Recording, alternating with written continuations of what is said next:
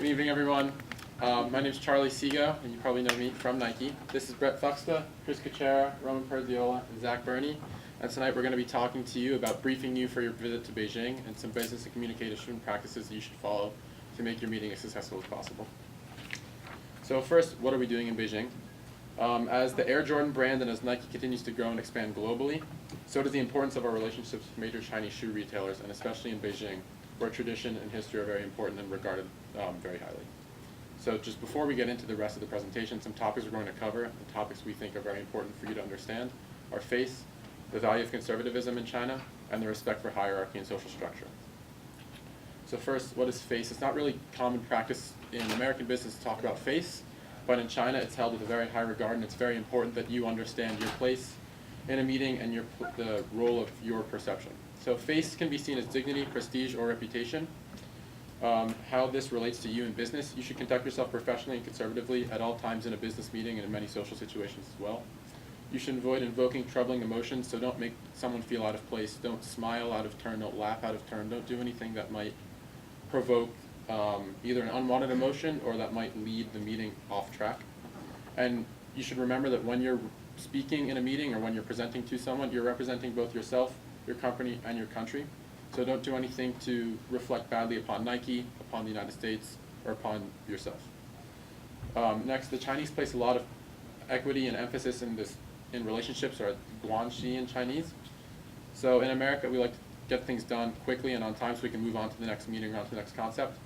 In China, it's expected and encouraged for things to take time so personal relationships can develop, so companies can develop relationships with one another, and so they can really get to know you as a person, who you represent, and who your business, or what your business means to them. So with this, you shouldn't be overeager. Don't go for a hard sell all the time. It's often frowned upon if you're looking too hard to sell something to someone. They feel that as the relationship develops, if it truly is an advantageous business proposition, they will want to take you on. So don't be overeager in your sales. Just a continuation of this discussion of face.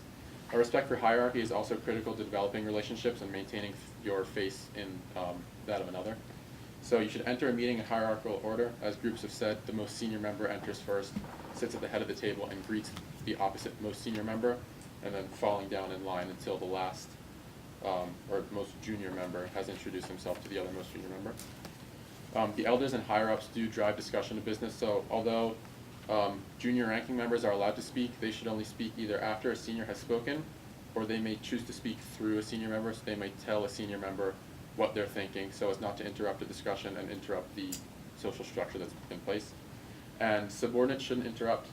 It's kind of important to note that nobody should really interrupt a meeting, but at the same time, especially a subordinate should really never be talking over anyone immediately after someone has spoken, or they shouldn't kick off a new point in the meeting. Their thoughts should come after that of their superior. And then just an application of face is this Chinese saying that says, first respect the good clothes and then respect the man. Face really is everything. You need to show yourself and drive yourself as someone who wants to be respected and someone who respects those doing respectable work. So if you appear as though you're interested, appear as though you're committed, and appear as though you're willing to conduct business appropriately and conservatively, they'll receive you with a lot higher regard than someone who may act a little more carelessly. So, I doubt anyone here knows this, but gifts are pretty common over there. So, gifts are often given at the end of like some culminating event, so it's basically to signify like, shows current agreement and a harmonious future. So basically it's saying like what we've done in the past has worked well and we hope to do business with you in the future. And these gifts must be reciprocated, so obviously we as the executives here will be providing those, but you shouldn't be too surprised when you see that. And usually this gift is something of value and practicality, so when you first go over there, I wouldn't be surprised if you were asked what type of gift you would actually like. Some other general business practices, the goals, objectives, and deadlines are set before the meeting. So here in America, we kind of start meetings and they may run over, but that's very disrespectful over in China. Obviously, we want to know who's eldest because they will be essentially running the meeting. So that should be something that you should try to seek out primary. Winter, since we are going in winter, so everyone should be wearing suits, but in the summer, if you ever do take a trip over there, casual, meaning polo or button-down short sleeve, is acceptable. Okay, so here's just some communication basics to keep in mind. Like all the groups have said before, punctuality is big. If you are late to an appointment, it is frowned upon and is seen as very rude. When you're being introduced to people, formal titles are always to be used, and the eldest member should be greeted first, and then going down from there. The typical greeting is a slight bow of the neck only and a light handshake. This is the opposite of what we have over here in America, where everyone wants to try and have a firm handshake. Don't be surprised to be engaged in small talk before you try and move on to bigger and more important items. And then avoiding direct eye contact is important because it's seen as an invasion of your personal space. So you'll see people usually look at the floor when they're talking, so don't think that they're just not trying to look at you. They just see it as something that is, personal, and they're trying to just be respectful. A little bit more in depth, no touching. Aside from the handshake, you're going to want to keep your hands to yourselves unless you know the person really well or you're in a very crowded public area where you might bump into people. That's okay. But other than that, keep your hands to yourself. The Chinese like to speak with a lot of ambiguity, and they use a lot of context clues. So if they say yes to something, like groups have said, they might not mean yes. So you're going to want to try and pick up on things like that. Concealing your emotions. They don't like a lot of emotional outbursts. They keep a poker face. They like to keep all their emotions hidden. Some typical questions that you might get asked: job, salary, marital status. All of those are acceptable and commonly asked. If you don't feel like answering the question, just politely explain why you don't feel comfortable. But do not ask about any family issues, as those are all considered very private. And then when you're speaking, minimal to no hand movements are expected. It's just seen as very distracting, and it's not common over there.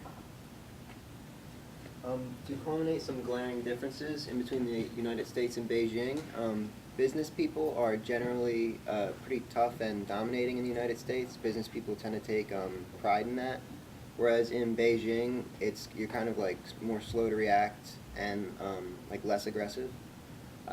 Contracts, like deals, are generally made in like tense negotiation rooms in the United States, whereas in Beijing, it's like kind of like favored to have like more time to think about the deal beforehand before like deciding upon it. And in the United States, deadlines are a big thing. Like you should definitely get, like if you agree upon a deadline, everything is expected to be presented by that deadline. Whereas in Beijing, like business is generally slow. You should take your time. And also, a deal is a deal in the United States. Like if you try to haggle on something that you agree on beforehand, it's kind of disrespectful. Whereas in Beijing, everything is kind of negotiable. Like haggling is always an option. Things to definitely avoid in Beijing is snapping your fingers and in any fashion. Also, to show the soles of your shoes to another person is very disrespectful. Whistling to get somebody's attention is pretty disrespectful as well. And pointing with the index finger such as this is bad. I guess it is better suggested to point in this fashion. And making a come here motion, like a come hither with your fingers, is also disrespectful. You probably should make some kind of like downward swooping motion. So.